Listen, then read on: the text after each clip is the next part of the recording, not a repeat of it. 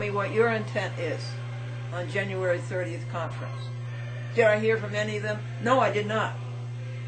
So on January the 7th, 2004, judges, remember now, you're making me believe that you're 3 judges. One of 3 judges. Dear Rye Court, why are you autistic? I apply for what I want, and I don't hear anything from you. Remember, I have about 10 monitors coming with me to court, and I don't want any backstage conferences or sidebars or ex parte whispers. I want everything to be in sunshine before the public. These are the public's courts. They do not belong to insiders. The public has a right to know, so speak to me. Then I told him a joke. The teacher said for every student who has a spark of genius, there are 10 others with ignition problems. Thank you, and keep the courage flaming. Yours in truth, Glendora. All right, folks, now I'm ready. Excuse me, you're judges. Excuse me. All right, judges, now I'm ready to tell you what happened to that at that conference on January 30th. It was -2 degrees. And my friend Walt Belfour, who lives in Chatham and is a former principal of the elementary schools there, got up at 4 o'clock, 5 o'clock, and came to my house and drove me to Rye. We went down to Taconic. We stopped at Stanfordville.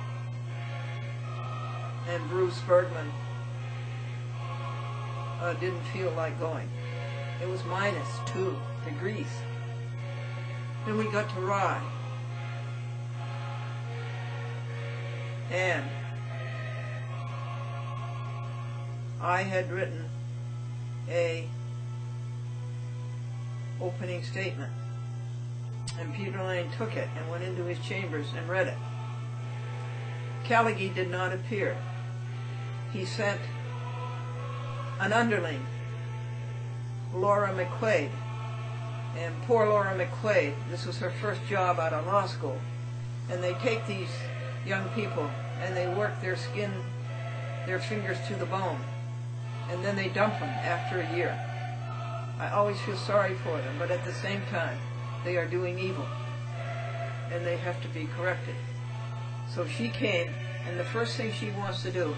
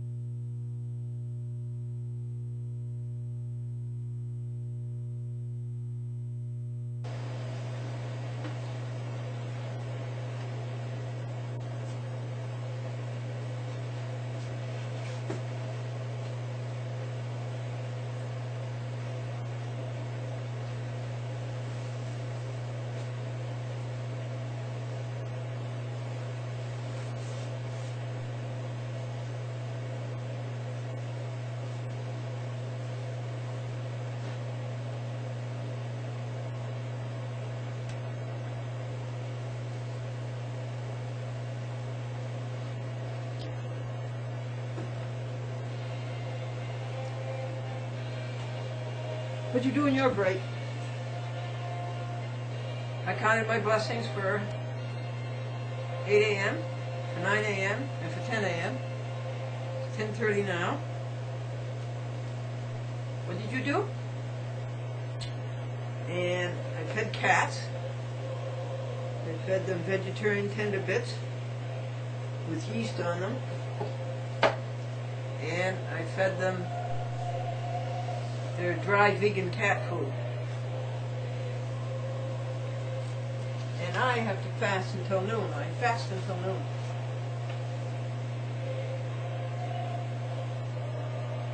So we're up to page 22.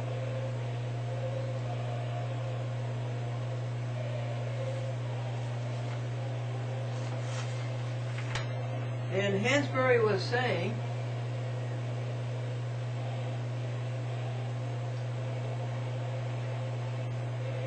he was saying Mastroianni's name wrong again, and then he asks if he's correct on that, and Jasper says if the plaintiff currently states her something, error, and then Hansbury says, oh, very good, this is what we're going to do. All right, finally Hansbury begins to get some semblance of order in his so-called cranium, and he says, all right, I reviewed all the documentation submitted on the issue of whether the court has jurisdiction or not, and I'm going to deny that application. Well, hooray. Hooray. You finally, after 20 minutes, 30 minutes, you finally found out that you're not going to get out of it. That you have to have a trial.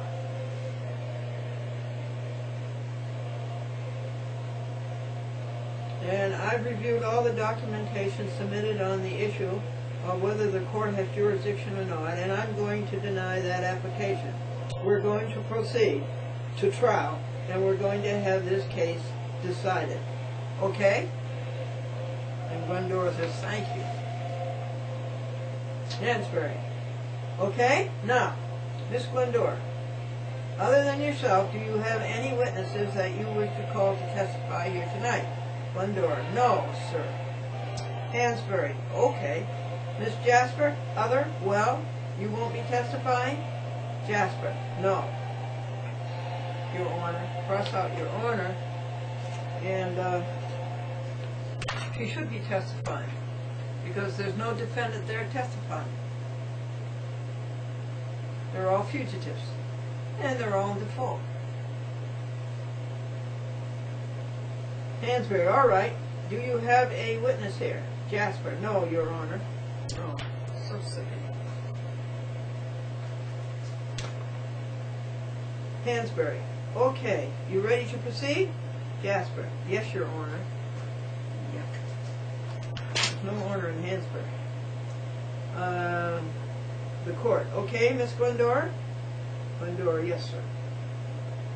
Hansbury, you may take the stand, officer, if you swear her, please. Page 23. Yes, Judge. Glendora says, I need a big, strong boy to carry up my box. My box with all the evidence and all the facts. And I said, Your Honor, I guess I really must have been sick. Hansbury says, well, no, you're going to testify. Well, Glendora says, I know, but I need my notes. Hansbury, no, no, no. First step up, please.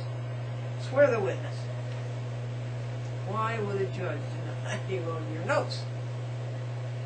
Officer, please raise your right hand. Do you swear or affirm that the testimony you're about to give is the truth, the whole truth, and nothing but the truth, so help you God? Glendora says, I do. And I believe I said, so help me God.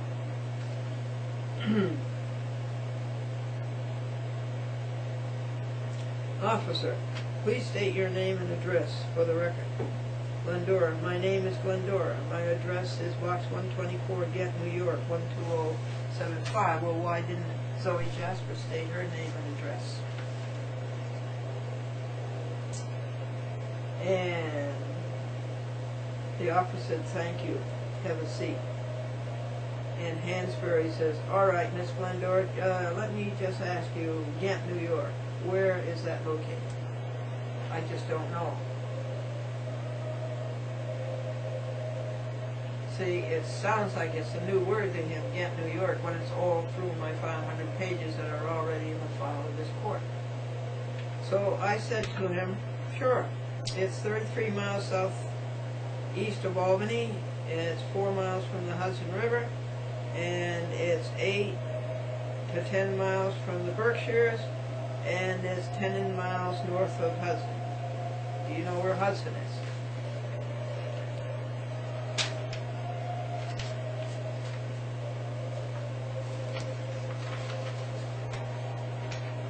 Hansbury, I know where Hudson is, yes. Glendora. It's Columbia County. Hansbury, okay, Columbia County. Okay, all right. Now, You brought this action, you're alleging that the defendants owe you $5,000 and that you've been damaged. And let me just read from the actual, defendants' ignorance and shoddy workmanship damaged Glendora. It was ignorant lawyering and shoddy workmanship is what it was, Hansbury. And you are claiming $5,000. Now specifically, what was their ignorance and shoddy workmanship? Glendora. Well, sir, I've gone through the whole case and I really need my notes. Hansbury. Miss Glendora. Glendora, may I have my notes? Hansbury. You and I both know that you know this case inside and out. Am I correct? Glendora. I do, but I need my notes. Hansbury. Well, you can't testify from notes. And I believe somewhere along here is when Hansbury said, and it's been taken out, these minutes have been tampered with, as they always are in court. Somewhere along here, Hansbury says, Glendora, I know you well enough that you have a very good memory. Well, you've got the issue that has been taken out of the record, but I have a record. And my monitors, my 5 friends watching Hansbury has that record. And so, why did he say that, folks? And how does he know me well enough? The only way I've ever known Hansbury is this action and Glendora versus Masterilli in this White Plains City Court in the year 2006 and 2007. That's the only way and place I've ever known him. So how does he know that I know you well enough? The only thing I can figure, don't you, is that it's from the TV? Don't you think he says that from the TV? And that you have a very good memory. Well, how does he know that? So when he says that you have a very good memory, Glendora said to him, particularly if you owe me money. And Hansbury says, well, I don't.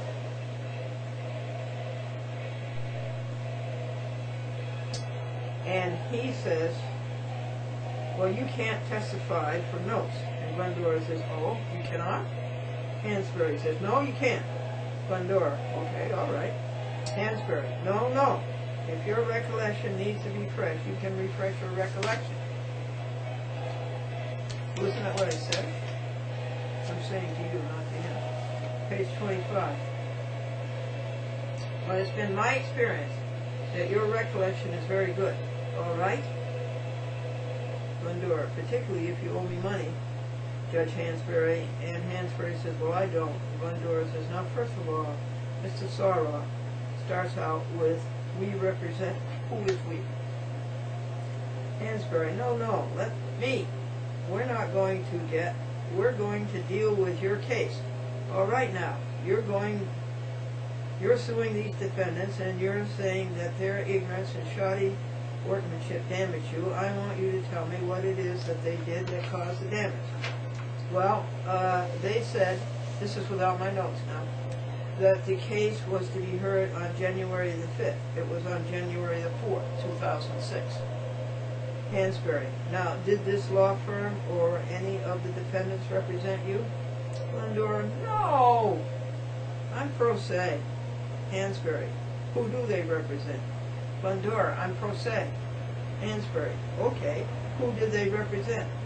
It's bad grammar. It's whom did they represent? Glendora, I never knew because I asked for it 10 times and I never got the answer. So now we're back to reason number 2 why 30 minutes ago Hansbury should have ruled in my favor and given me the $5,000. One of the 3 things. They never gave any proof that they had authority to represent Masterilli or Sarah.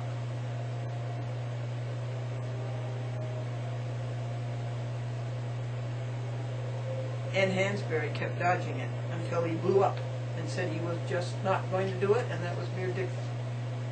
We move on now to page 26.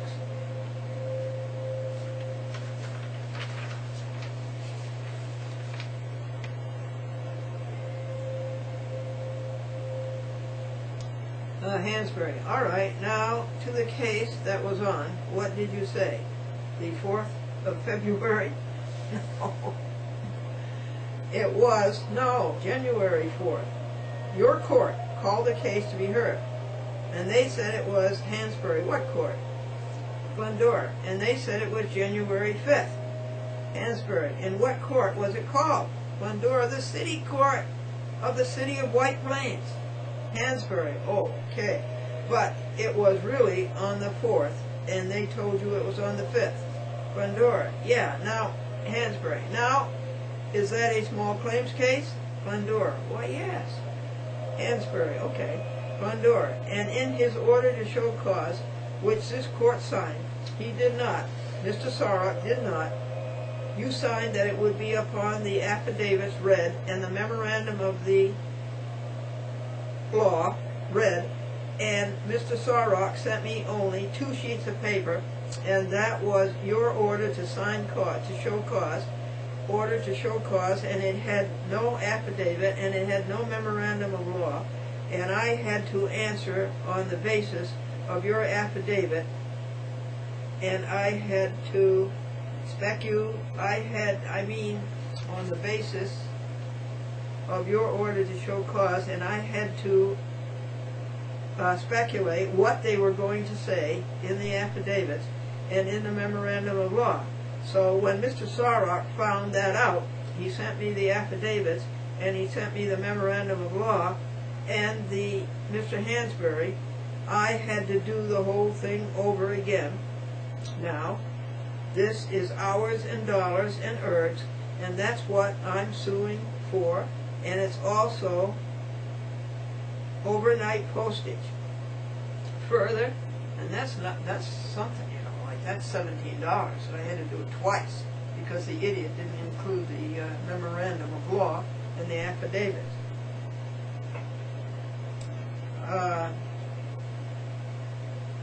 Further, more evidence of ignorance and shoddy lawyership and workmanship is that the order to show cause said that Glendora shall be served by certified return receipt. Glendora was served by overnight mail to a post office box, and that is very dangerous. I should have been served in personam. He cries and whines about his being served, but I never got served. I should have been served in personam, or I should have been served at my home address. It's dangerous business. If I do not go to the post office for only once a week,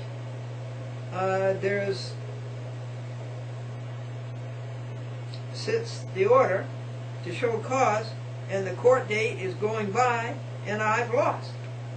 So his service was bad, and then, as we all know, you have to serve by regular mail, and he did not do that.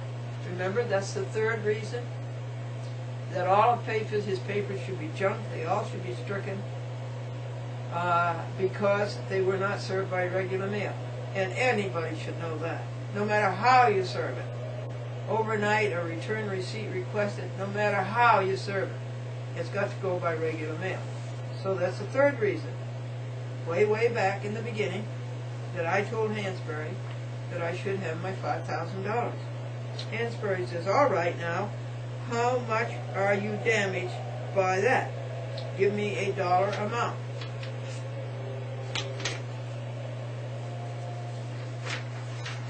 Page 28.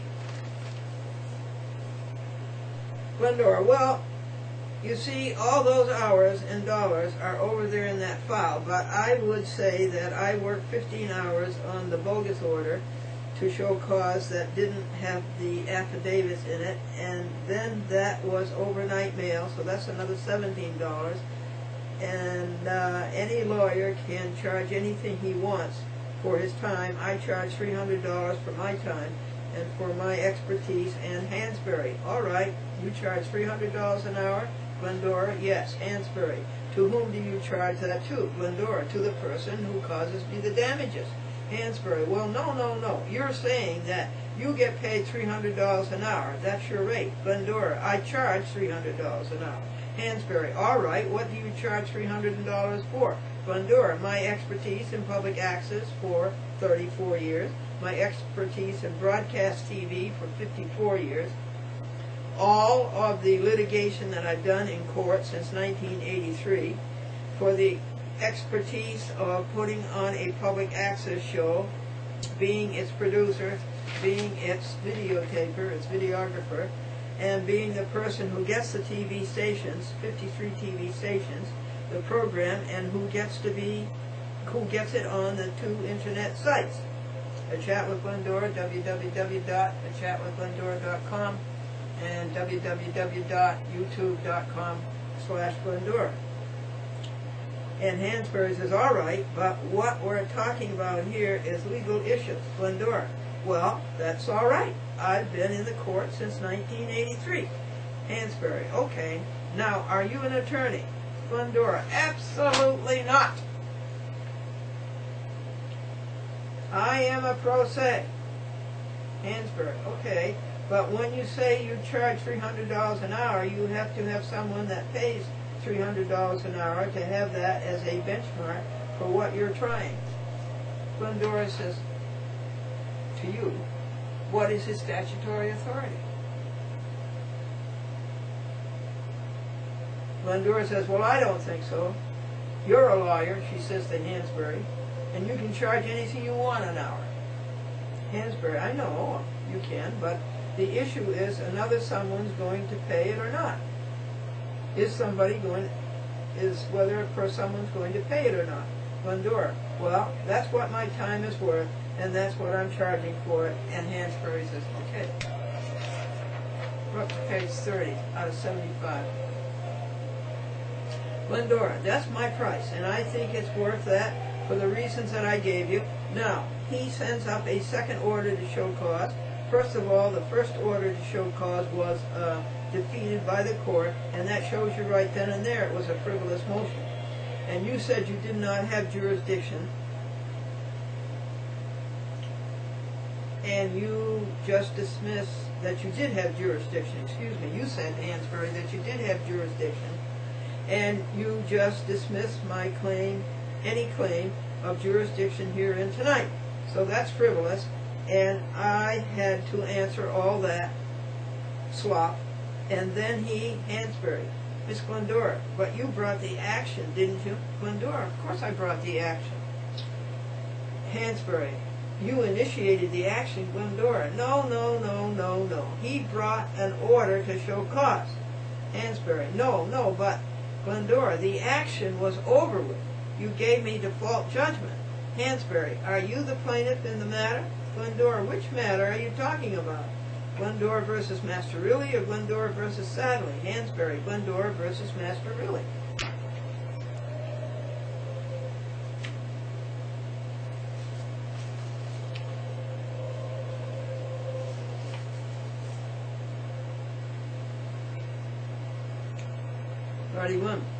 Glendora, yes, I am the plaintiff. Hansbury, okay, and you brought this action too, correct? Glendora, correct. Hansbury, okay, so you initiated these cases. Glendora, correct. Hansbury, okay. Glendora, now, he says that. Now, this isn't, I'm proving my case without my notes of ignorant lawyering and shoddy workmanship. He said that he had to be served at his home address. Well, isn't the law that you serve them at their last known business address? And he's also wrong in saying that I did the service. I did not. Your clerk did the service. And there's nothing wrong with your clerk's service. Hansbury, excuse me, I just have to sign this document. Wood did that too in the Yonkers court. They come in and interrupt a judge on the bench to sign a document. Glendora says, okay, take your time. Hansbury, okay, continue. Glendora says, another claim, he says, that, and he isn't here tonight, I can say anything I want about him.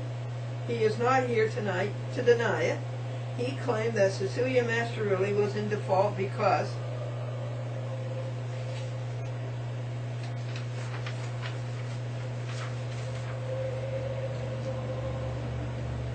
her supervisor, that's Christine Savarino. He never named the supervisor, but it's Christine Savarino, who is just as crooked as Master Really,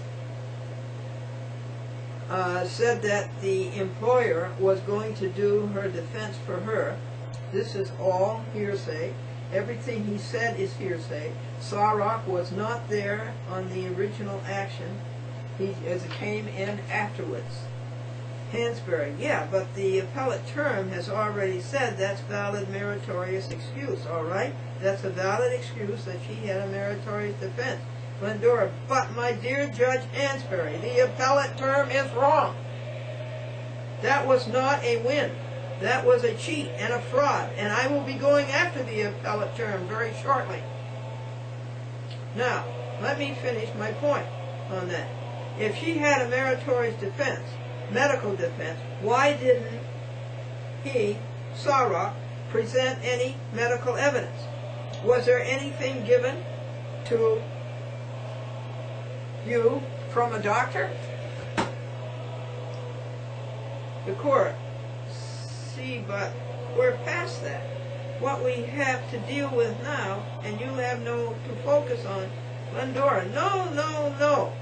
This is showing, Hansbury, is how you were damaged by their actions. And by the way, the appellate term eschewed the whole issue of no medical evidence. That's how crooked the appellate term is. They're all crooked.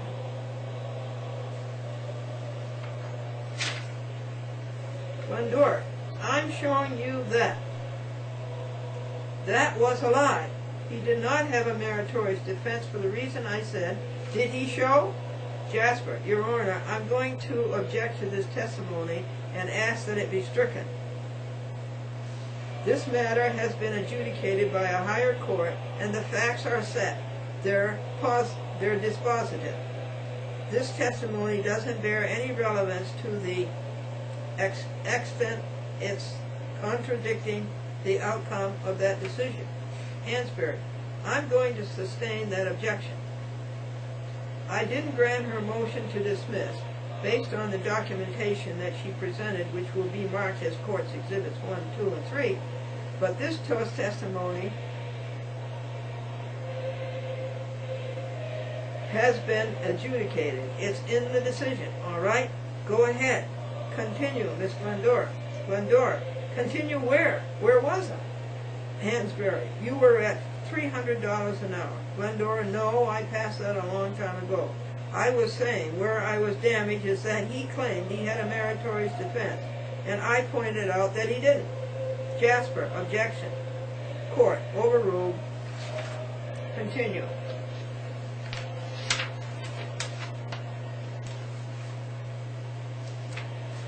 I think this is page 34.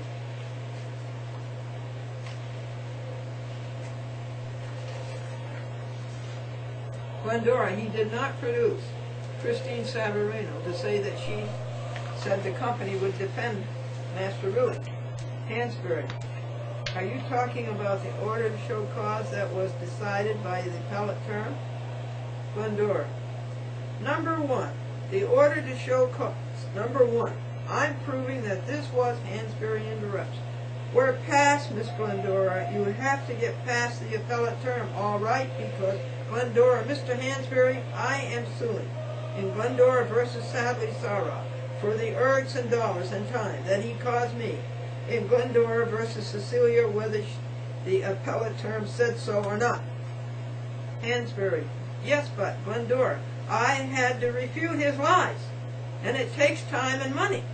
Hansbury, all right, but what's the nature of your relationship with the dependents, whereby they owe any duty to you? Glendora, wait a second. What's that mean? Hansbury, tell me why they have a responsibility to you that they violated in some way so they should owe you money.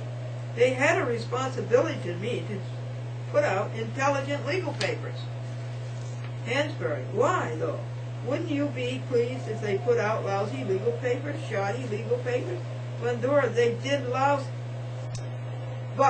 And you denied everything they asked for. Hansbury, no, I didn't. You're talking about Judge Press. You keep saying me, but I think it's Judge Press. Well, later he will confess that he was wrong. Glendora, well, if you would let me get me notes, I would tell you. Hansbury, I have it here. Glendora, now, let me go on. When the first order to show cause for a motion to vacate, my judgment was denied, Jasper, objection. We're back to the same order to show cause, the same issue of how it's been determined in the appellate term. Well, it hasn't been. And anyway, the point is that I had to work to refute that. Glendora, this is where I was damaged. When it was denied, Sawrock came up with a second order to show cause with the very same relief, and you do not ask the court for the same relief twice. Now it's that. Wait a second, Hansbury says. You can. I disagree with you, Miss Glendora. You can ask for the same relief. Well, you disagree, Mr. Hansbury, with every judge I ever met. You don't ask for the same relief twice.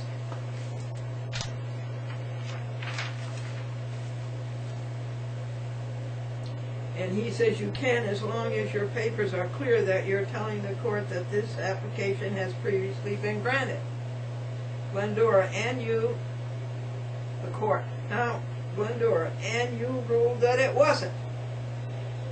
Hansbury, it's not me. You keep saying me, but I don't think it was me. Bad grammar again. You should have said the nominative case and not the objective case. It was not I. Glendora, and you ruled that it wasn't. Hansbury, it's not me. You keep saying me, but I don't think it was me. Glendora, all right. Press ruled that it wasn't. Hansbury, I think it was Judge Press. Glendora, and that's another thing in this court. You lose continuity. You shouldn't have 2 judges or 3 judges. You should have 1 judge. Good point, Glendora. And you should have a judge who reads the papers before he gets to court and knows what he ruled in the previous orders. Hansbury, we have 4 judges and everyone reviews the file on the night that you're there. Well, I don't think you ever reviewed this file, Hansbury, and your ignorance shows it. Glendora, anyway, my point is that is ignorant and shoddy lawyering. Hansbury, all right, but what duty do they owe to you? Glendora, they owe me the duty of sensible, grown-up legal papers and not this kid stuff. Hansbury, why?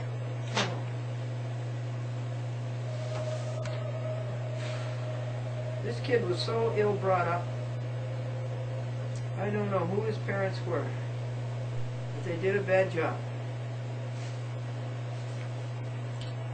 Glendora, because they're in the business of justice, law in the court. I paid my money to get justice. Hansbury, wait a minute. Who'd you pay the money to? Glendora, you! Hansbury, no, not me. You didn't pay me anything. Glendora, I paid the $20. Hansbury, Miss Glendora, you're not paid me any money, okay? Am I correct? Glendora, you are the court. Hansbury, no, I'm a judge in the court. Did you pay the clerk's office? Glendora, of course.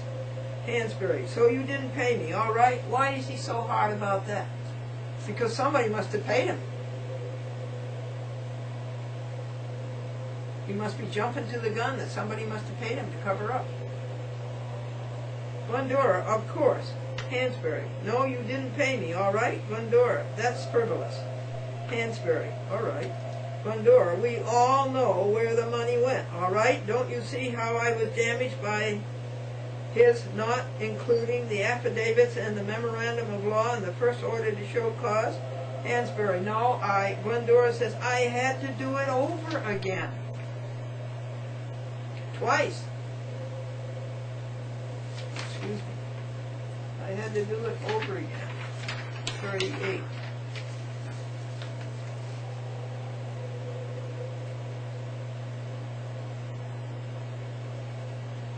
Hansbury says, all right, so, but you brought the action. You started it. What's that got to do with it? I went to a court of justice. I thought. Glendora, what does that got to do with it? Why did I have to do it over again? This cost me money to do it over again, and time, and Hansbury says, how much money did it cost you? Glendora, it's over in those files. Hansbury, go take a look. We'll take a little break. You tell me how much money it cost you. Glendora, you want me to get up and to get my box? And Hansbury says, and go get your boxes? Glendora says, 1 box. Hansbury says, no, I want you to look through the box and tell me how much money it cost you. You said you had the document there. This will refresh your recollection. Glendora, yes, I have it, and you have it right there, too. If you wanted to look on the back page that Glendora shows order to show cause, Glendora shows cause why her judgment should not be vacated, and tells you on the back page how many hours and how many dollars. And it does indeed. Hansbury, okay, but this is your time that you're saying that you have to be compensated for. Well, who else's? Yeah, but you're not a lawyer. Am I correct? Glendora, sir, I would not be a lawyer for any amount of money in the world. I am a pro se. Glendora, keep going. The court, well, Miss Glendora, if you were, well, with, and, oh, he's going to say something. Well, Miss Glendora, if you were, then he thinks better of it. He says, well, withdrawn. Well, I never heard a judge do that. I've heard plenty of lawyers do that. But that shows you that Hansbury is more lawyer than judge. Glendora, keep going, please. On the last page. Hansbury, the last page is a list of mailing. Glendora, yeah, okay, next to the last page. The court, or Hansbury, this is a commitment to cooperate. Glendora, may I see your paper, sir? Hansbury, no, you may not. Glendora, okay, may I go out, go get my own? And Hansbury says, that's what I said you could do. Glendora, Judge Hansbury, can you find the ad hominem in your file that I sent you? An ad hominem? An ad hominem lists all of the hours and all of the dollars, and it tells what was done each hour and where you went. Can you find the ad hominem in your file?